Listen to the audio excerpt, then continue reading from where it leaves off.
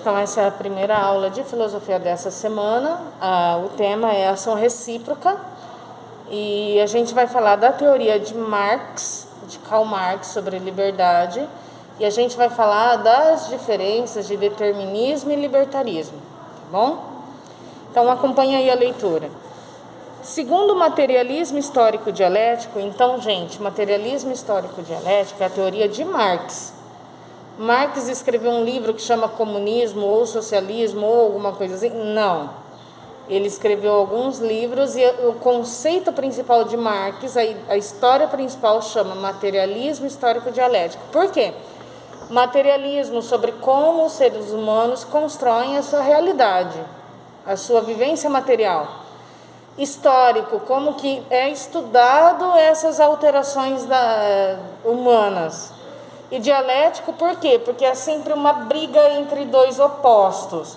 Dialético é sempre uma discussão, uma briga entre dois opostos. Então, o materialismo histórico dialético é como a briga das classes sociais constroem a história do ser humano e isso interfere na vida de cada um, tá? Por isso chama materialismo histórico dialético.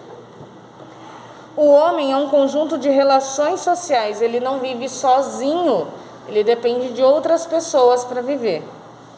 Não pode ser entendido como um ser isolado no mundo. Teve um outro filósofo que falou isso também, que o ser humano precisa de outras pessoas para sobreviver, que inclusive é o tema da redação que vocês têm que entregar até sexta-feira, que foi Aristóteles. Então Marx puxou isso daí de Aristóteles, tá? Não pode ser entendido como um ser isolado do mundo concreto em que vive, visto que é determinado por circunstâncias, mesmo que tenha escolhas. Então vamos lá, 2 conceitos que você não pode esquecer, vai anotando aí. Determinismo é o mesmo que destino.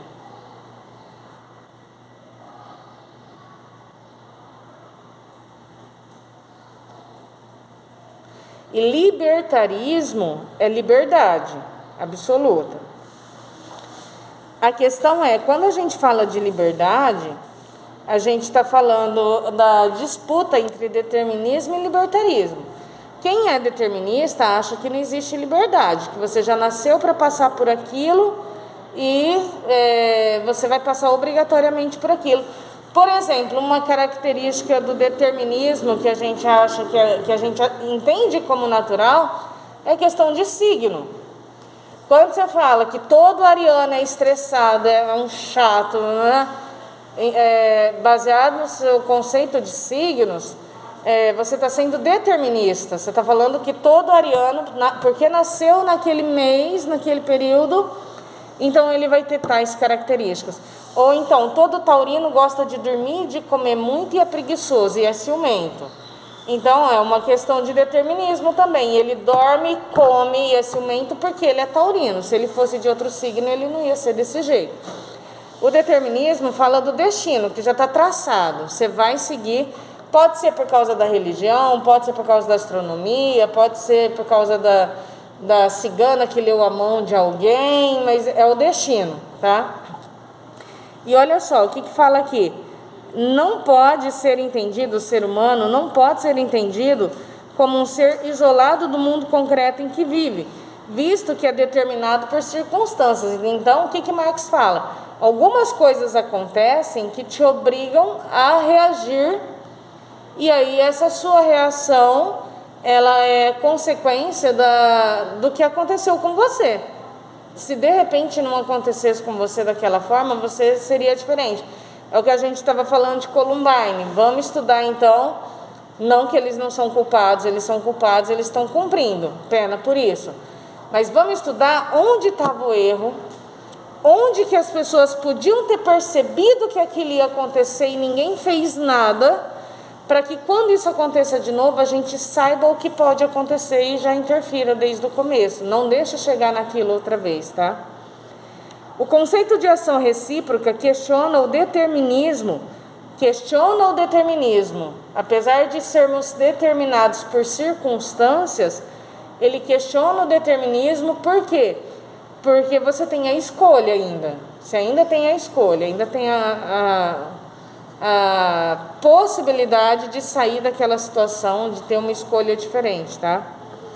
O conceito de ação recíproca questiona o determinismo, pois leva em conta que as partes de um todo se relacionam reciprocamente, em determinação mútua, sem que nenhuma delas responda isoladamente pelas características desse todo. Por exemplo, a Suzane Richthofen, que é um caso brasileiro que é bem famoso. Você conhece a Suzane? Não? A mulher que chamou o namorado para matar o pai e a mãe dela, a pauladas? Dá uma pesquisada depois. Suzane Richthofen é um caso brasileiro. Ela, inclusive, agora é uma pastora muito bem falada das igrejas daí, que eu não conheço quais são, de alguma igreja dela aí. Então ela escolheu matar os pais. Ela escolheu matar os pais. E a questão não é que uma pessoa acorda um dia assim, estava tudo bem com a vida dela e de repente ela acorda e fala, eu vou matar meus pais, a paulada. Isso não acontece. Alguma coisa aconteceu no decorrer da vida dela que poderia ter sido identificada. E se eu não me engano, um dos pais dela era psiquiatra, era médico psiquiatra. Eu não sei qual, se era o pai ou a mãe. Eu acho que era a mãe, se eu não me engano. Então alguma coisa aconteceu que deu sinais de que isso poderia ocorrer, mas ninguém fez nada. Continuou. A escola ignorou, porque uma pessoa que resolve matar os pais não é de uma hora para outra, ela tinha isso em casa. Então a escola ignorou, os amigos ignoraram, a família ignorou e chegou naquele ponto. Então, quando a gente tenta encontrar onde foi o começo, não é que eu estou falando que a Suzane não tem culpa. Não é isso que eu estou falando. Ela tem culpa, ela vai cumprir. Acho, aliás, que ela está cumprindo pena leve demais. Ela deveria ser pior, mas na minha opinião. Mas a questão vamos entender quando começou isso, porque você entende o que é o conceito de bola de neve? Uma coisa começa pequenininha, e aí vai aumentando, e aí vai aumentando, e aí vai aumentando, e vira uma bola de neve enorme. É mais ou menos isso o conceito de ação recíproca de Marx. As coisas começam pequenininhas, mas vão tomando corpo, vão tomando corpo, vão tomando corpo, e chega uma hora que sai do controle. E o culpado não é só aquela pessoa, tem outras pessoas também culpadas, tá? Isso daí. Vamos lá, terminando. O conceito de ação recíproca sugere que todos os seres, todas as pessoas de uma sociedade, pensa na nossa sociedade, estão interrelacionados, determinando-se mutuamente. Em termos de sociedade humana, todos os seres humanos são responsáveis pelas construções boas ou más da humanidade. Então a gente está falando do caso da Richthofen. A teoria da ação recíproca fala que não é só ela culpada, que ela é culpada sim, mas não é só ela culpada, tem outros culpados também. Então, buscar onde estão esses defeitos, esses problemas, para que não aconteçam de novo, tá bom? Olha só as questões. Primeira, o que significa dizer que o homem é um conjunto de relações sociais? A gente está falando que todos os seres humanos numa sociedade interferem na vida dos outros. Por isso o homem é um conjunto de relações sociais, tá? Segunda, de que forma o conceito de ação recíproca questiona o determinismo? Questiona o determinismo porque você faz as coisas não porque você nasceu para fazer aquilo, mas porque as circunstâncias te levaram a fazer aquilo. Eu estou falando que está certo esse conceito de ação recíproca? Não. Eu estou falando qual é a ideia de Marx sobre isso. Se você concorda com ele, ou você concorda com o libertarismo, ou com o determinismo, ou com o livre-arbítrio, não tem problema. Um você vai concordar e os outros não. E isso é natural. Isso acontecer é natural.